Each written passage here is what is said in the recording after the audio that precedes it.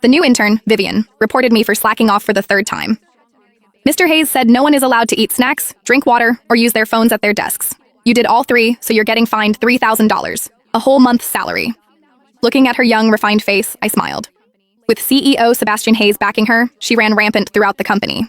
But she didn't know that I was the largest shareholder. What right did she have to report me? My name is Laura, and I'm 38 years old. 10 years ago, I founded this interior design company. Now I've stepped back from the front lines, handing daily management over to CEO Sebastian Hayes, whom I personally promoted. Sebastian was the successor I had the most faith in. Now I just kept a desk for myself in a corner of the office with flexible work hours. My colleagues only thought I was some powerless old-timer. Until half a month ago, when Vivian appeared. She was personally escorted into the design department by Sebastian.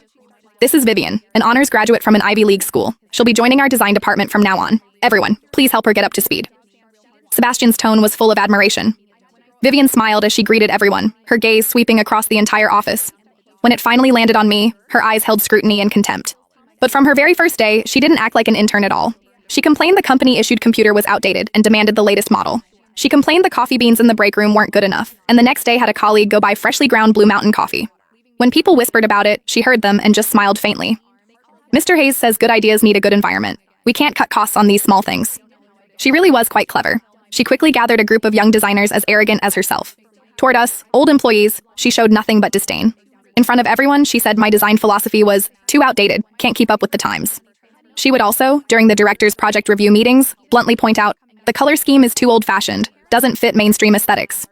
At first, I didn't pay much attention. I even helped her once. One time, there was an urgent project. Vivian volunteered, saying she could handle it. But with only an hour left before the deadline, she'd only finished half. She was nearly in tears.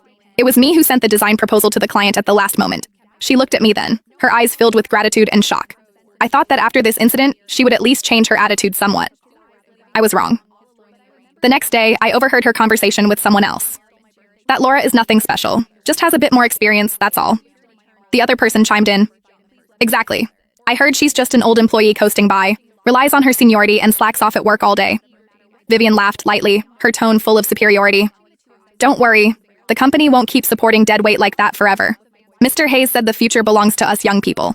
Those who can't keep up with the company's development will be eliminated sooner or later.